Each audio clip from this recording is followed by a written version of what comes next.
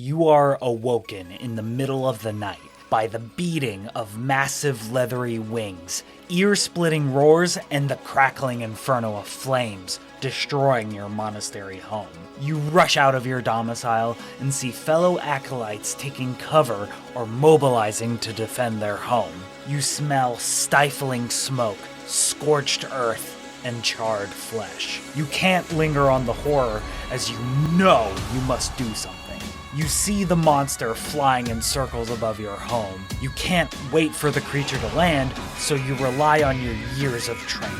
You have one shot at taking this draconic beast down. You get down low and sprint towards the highest tower still standing.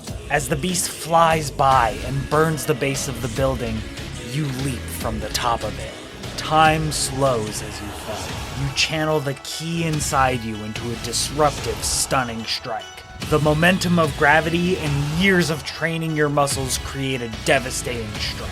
The dragon doesn't even have time to roar in pain, simply letting out a quiet, breathy yelp as it falls and cracks its neck upon impacting the ground.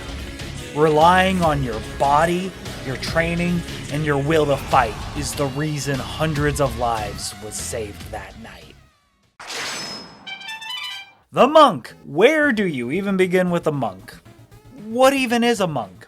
Well, for starters, you don't need armor, you don't need weapons, you don't even need spells. All you need is these hands. Your body is all that you need to compete against the crazy problems D&D can throw your way.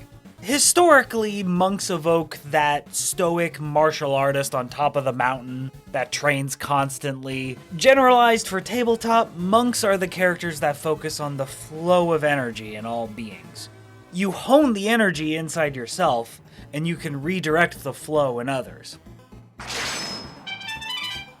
I'll show my hand here and admit I tend to keep my content friendly to every edition of D&D. I know the latest edition of D&D will always be the most popular one, so a lot of my advice and opinions are vague and generalized. It also means I get to do less research for these videos that I try to put out on a weekly basis. So when I say how to monk, I can't exactly give you overpowered builds or fun to play janky stuff. That's all edition dependent, and I don't have much interest to cater in any single edition of D&D.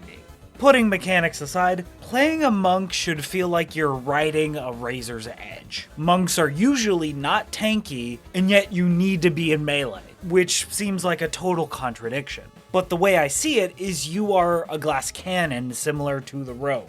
While the rogue usually gets one chance per turn to get into melee and dump a big chunk of damage in a single blow, the point of monks is that they disperse that damage over multiple attacks. With Flurry of Blows, you can compete with a rogue for DPR.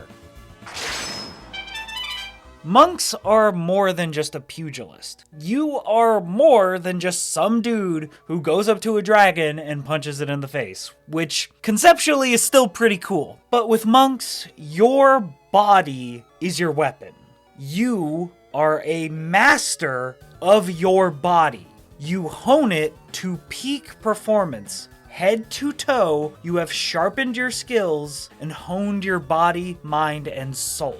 That is why you play a monk.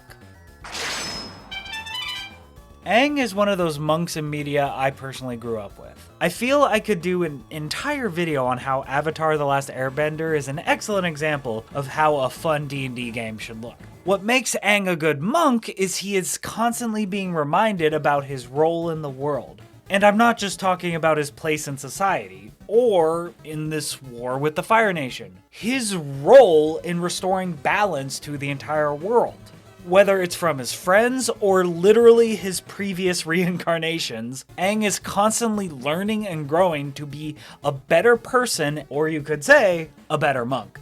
Batman is another example, and okay, I know this one is a stretch, but hear me out. Batman is a peak martial artist, that's abundantly obvious. But when it comes to monks, you can't just focus on the body. The mind is something to consider as well. It's a meme, but Batman has plans. He is smart, he is a detective after all, despite what some writers can forget. Wisdom is a secondary stat for monks for a reason.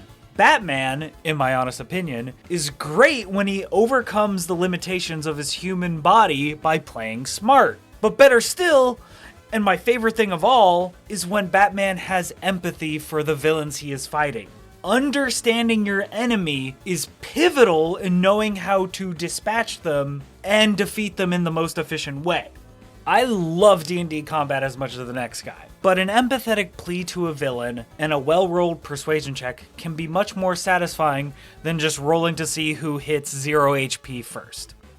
My next example is Goku. God, all these examples are just stuff I grew up with. Ugh. Anyway, Dragon Ball Z needs no fucking introduction and is a genre-defining piece of media. I fucking dare you to listen to Goku's speech to Frieza after he goes Super Saiyan for the first time and not empathize with his righteous fury. You can destroy planets, but you can never destroy what I am, friend. What are you? I am the hope of the universe. I am the answer to all living things that cry out for peace. I am protector of the innocent. I am the light in the darkness. I am truth.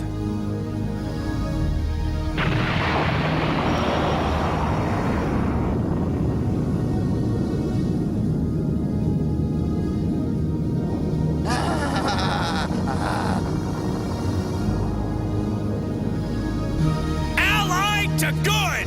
Nightmare to you! I know this could be cope, but I've never seen Goku's kind-hearted, pure heart as something cliched or trite. I see it as genuine. Yes, he can be naive at times, but he is so loyal to his friends that he will lay down his own life if it means they will survive. Which, I will admit, kinda loses all meaning because he's come back from the dead so often, but that aside, Goku is so fucking compassionate for humanity that he was able to get the God of Destruction to back off. So cool! God! The last example I want to talk about, Obi-Wan Kenobi from Star Wars. Hello there. General Kenobi. I don't have much to say about Kenobi because I want to get to the point. Obi-Wan Kenobi understands what he is and what his strengths are. He's a master of Form 3 lightsaber fighting, which is the most defensive form, and that's the reason General Grievous, who is a Jedi-killing menace, could not break through his defense. They essentially canceled each other out. But nothing illustrates this point more than his final duel with Darth Maul.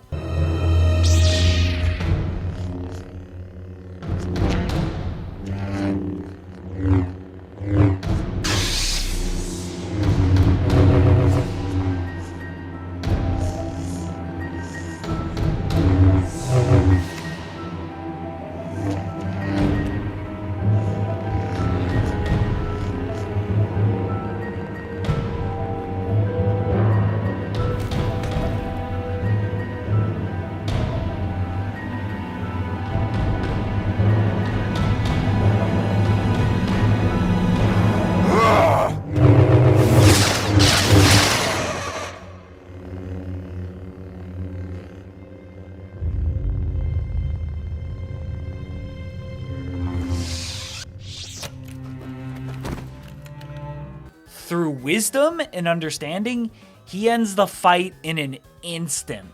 Maul used the same old trick that worked on Qui-Gon Jinn, and Kenobi understands in that moment to adjust and adapt to the situation. He held his lightsaber like the old way, and then he course corrects. Kenobi understood the assignment, and Maul did not. And that's why he lost in that moment. Kenobi is so cool. And also, if you want to see what a level 20 epic tier monk looks like, just look at Ashura from Ashura's Wrath. So, I'm currently playing a monk right now. Which you can go see me in all my monk glory over on Devils and Dice's Rolls. Check the link in the description.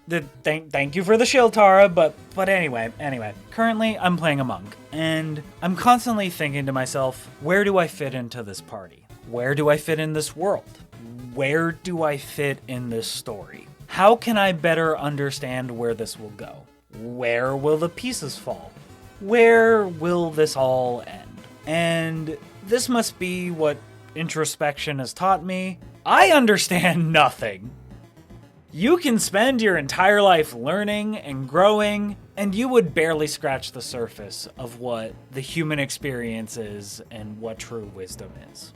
Nourishing and taking care of your body is the secret to living longer.